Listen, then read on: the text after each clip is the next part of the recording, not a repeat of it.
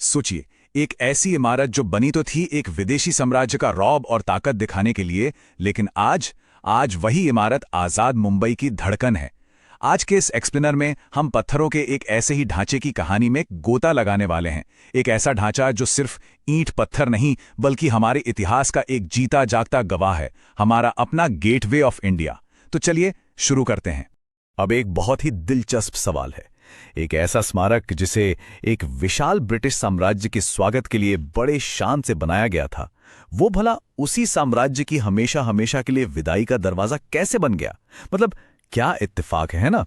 मुंबई की इस सबसे आइकॉनिक इमारत की असली कहानी को समझने के लिए हमें इन पत्थरों के पीछे छुपी उस नाटकीय विडंबना को देखना होगा जो इसके इतिहास में गहराई तक उकेरी गई है।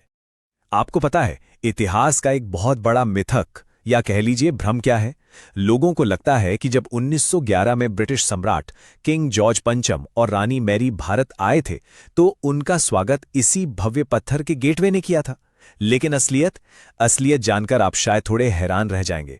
मुंबई पहुंचने पर उन्हें किसी आलीशान पत्थर के द्वार ने नहीं, बल्कि गत्ते, जी हां, एक कार्डबोर्ड के बने अस्थायी ढांचे ने ग्रीट किया था।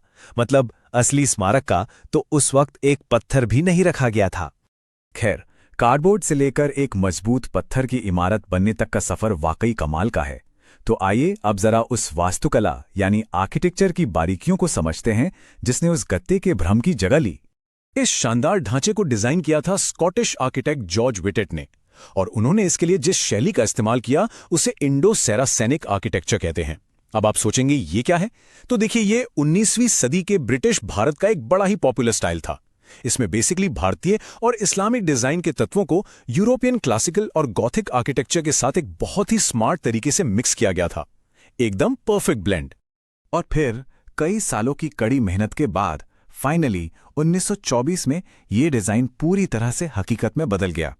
करीब 26 मीटर ऊंचा पीले बेसॉल्ट पत्थर और मजबूत कंक्रीट से बना यह स्ट्रक्चर, जब इस पर सूरज की रोशनी पड़ती है ना, खासकर ढलते सूरज की, तो ये पूरी इमारत एक अजीब सी, बहुत ही खूबसूरत सुनहरी चमक से उठती है। अच्छा, अब मैं आपको एक ऐसा सीक्रेट बताता हूं जो शायद ही बहुत से लोगों को पता हो। यहां ना एक फाउंडेशन स्टोन यानी आधारशिला मौजूद है, जिस पर 1911 के उस शाही आगमन की याद में एक शिलालेख उकेरा गया है। लेकिन मजेदार बात पता है क्या है? ये हमारी और आपकी सामान्य नजरों से बिल्कुल छिपा हुआ है। जी हां, आम जनता की नज़र इस पर आसानी से पड़ती ही नहीं है, और इसे करीब से देखने के लिए बाकायदा स्पेशल परमिशन लेनी पड़ती है। एकदम हिडन इन प्लेन साइट वाला मामला है। आप जरा सोचिए, इतने बड़े और भव्य स्मारक को बनाने में खर्च कितना आया होगा उस जमाने में? पूरे 21 लाख रुपए। जी हां, आपने सही सुना। 20वीं सदी की शुरुआत के हिसाब से ये एक बहुत बहुत बड़ी रकम थी। और ये भारी भरकम पैसा तत्कालीन ब्रिटिश सरकार और वहां के लोकल व्यापारियों ने मिलकर जुटाया था।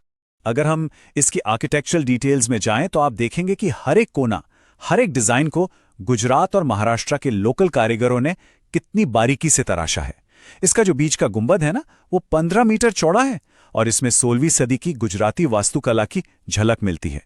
खासकर वो जो ग्वालियर से लाया गया बेहद बारीक जाली का काम है, वो तो बस देखते ही बनता है। इसका बीच का मेहराब बिल्कुल ताजमहल जैसे मुगल स्मारकों की याद दिलाता है, और इसके दोनों तरफ जो बड़े बड़े हॉल हैं वो इतने विशाल हैं कि एक साथ 600 लोग वहां आराम से आ सकें। तो ये तो हो गई वास्तुकला की बात।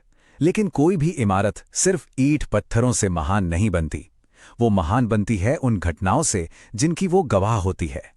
चलिए देखते हैं कि 20वीं सदी के सबसे अहम बदलावों को इस गेटवे ने कैसे करीब से देखा। इसका जो ऐतिहासिक सफर है ना, वो सच में रोंगटे खड़े कर देने वाला है। मतलब सोचिए, 1915 में जब महात्मा गांधी जी दक्षिण अफ्रीका से वापस भारत लौटे तो उन्होंने इसी गेटवे से कदम रखा था। फिर 1924 में इसे ऑफिशियली इनॉग्रेट किया गया। 1927 में इसके बिल्कुल पास से बॉम्बे प्रेसिडेंसी रेडियो क्लब ने भारत का पहला रेडियो ब्रॉडकास्ट किया था। और फिर आता है 1948 का वो साल जब यहीं से अंतिम ब्रिटिश टुकड़ी भारत छोड़कर गई। सच में आधुनिक भारत का पूरा इतिहास मानो इन पत्थरों में कैद है। और यहीं पर इतिहास की सबसे बड़ी विडंबना, या कह लीजिए सबसे बड़ी आयरनी सामने आती है।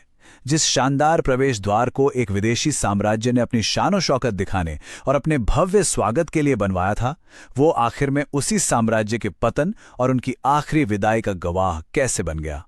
28 फरवरी 1948।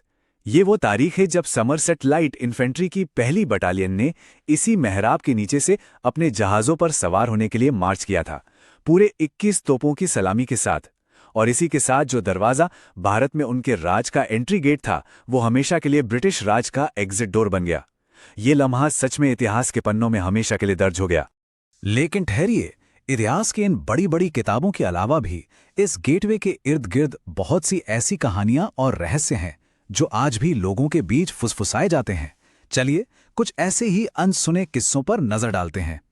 एक बहुत ही फेमस अफवाह यह है कि इसके ठीक नीचे एक खुफिया एस्केप टनल यानी आपातकालीन सुरंग बनी हुई है ताकि ब्रिटिश अधिकारी किसी भी खतरे के वक्त वहां से भाग सकें। हालांकि आज तक इसका कोई पक्का सबूत नहीं मिला है।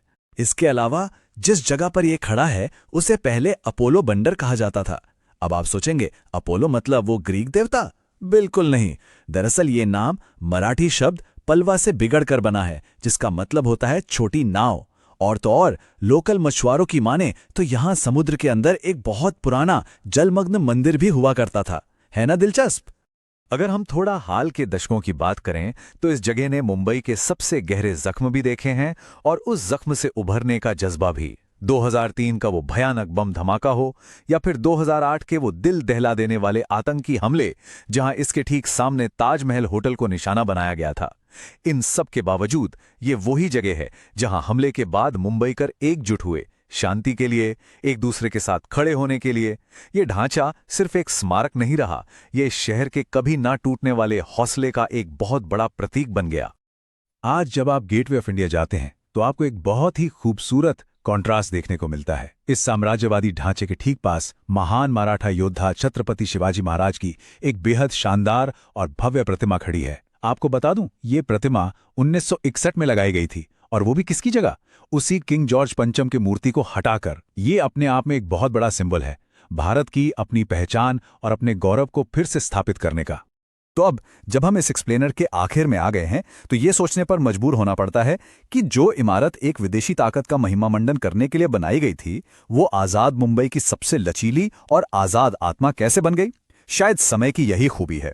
वो साम्राज्यों के गुरूर को पीछे छोड़ देता है और निर्जीव पत्थरों को एक नई, एक अपनी पहचान दे देता है। तो अगली बार जब आप गेटवे ऑफ इंडिया के सामने खड़े हों तो खुद से ये जरूर पूछिएगा, क्या ये पत्थर सिर्फ बीता हुआ कल बताते हैं या ये समय के साथ साथ अपना वजूद भी बदलते रहते हैं?